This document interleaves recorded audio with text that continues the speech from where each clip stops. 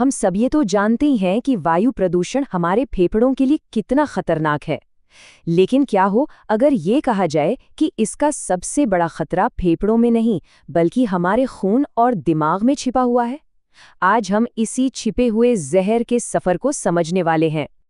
अगर इसका जवाब हाँ है तो इसमें कोई हैरानी की बात नहीं है। ज्यादातर लोग यही मानते आए हैं।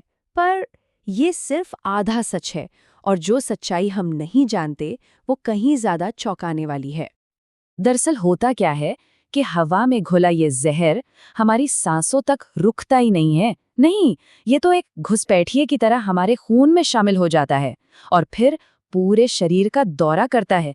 हर एक अंग पर चुपचाप हमला करता रहता है। तो देखिए, जब हम ऐसी जहरीली हवा में सांस लेते हैं ना, तो धूल और धुएं के जो बहुत ही बारीक कण होते हैं वो इतने छोटे होते हैं कि हमारे फेफड़े उन्हें फिल्टर ही नहीं कर पाते, और नतीजा वो सीधे हमारे खून में मिल जाते हैं। जरा सोचिए इस बात को, जिस हवा से हमें जिंदगी मिलनी चाहिए वही हमारे खून में जहर घोल रही है। अच्छा, तो अब सवाल ये उठता है कि एक बार जब ये जहरीले कण हमारे खून में पहुंच गए तो फिर क्या? इनका सफर कहाँ तक जाता है? चलिए इस खतरनाक यात्रा को जरा और करीब से समझते हैं और देखते हैं कि ये हमारे सबसे जरूरी अंगों को कैसे निशाना बनाते हैं। ये प्रोसेस बहुत ही सीधा साधा है पर बहुत खतरनाक। सांस के साथ ये कण अंदर गए, खून में मिले और फिर खून के बहाव के साथ पूरे शरीर में फैल गए, बिल्कुल वैसे ही जैसे ऑक्सीजन फैलती है। बस एक ही फर्क है, ये जिंदगी नहीं बीमारियां फैलाते हैं। तो सबसे पहला निशाना बनता है हमारा दिल। ये कण हमारे खून की नसों को, जिन्हें ब्लड वेसल्स कहते हैं, अंदर से सख्त और मोटा बना देते हैं। अब जाहिर सी बात है, इससे ब्लड प्रेशर बढ़ेगा, दिल को खून पंप करने के लिए जबरदस्त मेहनत करनी पड़ती है, और स्टडीज साफ साफ कहती हैं कि इससे हार्ट अटैक और स्ट्रोक का खतरा कई गुना बढ़ जाता है। दिल के बाद बारी आती है खून की। सोचिए, जब खून में ही जहरीले कण तैर रहे हों तो हमारी रेड ब्लड सेल्स यानी आरबीसीज अपना काम ठीक से कैसे करेंगी? नहीं कर सकती। और यही वजह है कि प्रदूषण अब एनीमिया का एक बहुत बड़ा कारण बनता जा रहा है, खास तौर पर महिलाओं और बच्चों में। तो अगर कभी बेवजह थकान या कमजोरी महसूस हो तो ये जरूर सोचना कि वजह सिर्फ खाने पीने की कमी नहीं, शायद जहरीली हवा भी हो सकती है। और अब आते हैं शायद सबसे डराने वाली बात पर। ये छोटे छोटे कण इतने शातिर होते हैं कि ये हमारे दिमाग की सबसे मजबूत सुरक्षा दीवार, जिसे ब्लड ब्रेन बैरियर कहते हैं, उसे भी पार कर जाते हैं। और इसका नतीजा क्या होता है? धीरे धीरे याददाश्त का कमजोर होना, किसी काम में कॉन्सेंट्रेट न कर पाना, और लॉन्ग टर्म में देखें तो डिप्रेशन, एंग्जाइटी, यहाँ तक कि अल्जाइमर जैसी गंभीर बीमारियों का खतरा भी बढ़ जाता है। और इस पूरे अदृश्य जहर का सबसे बुरा असर किस पर होता है? हमारे बच्चों और बुजुर्गों पर।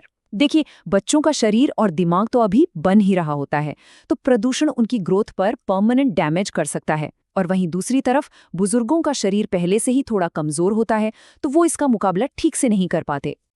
ये जो बात है ना, ये पूरी सिचुएशन को एकदम सही तरीके से बयां करती है। ये एक साइलेंट किलर है, एक खामोश हत्यारा, जो हमें महसूस तक नहीं होता और अंदर ही अंदर हमें खोखला करता जाता है, हर एक सांस के साथ। अब ये सब सुनने में काफी डरावना और निराशाजनक लग सकता है, लेकिन रुकिए, उम्मीद अभी खत्म नहीं हुई है। ये सच है कि हम शायद बाहर की हवा को एक दिन में साफ ना कर पाएं, पर एक जगह ऐसी है जहां हम आज से ही, अभी से ही बदलाव ला सकते हैं, और वो जगह है हमारा अपना घर। और देखिए, यही सबसे जरूरी बात है।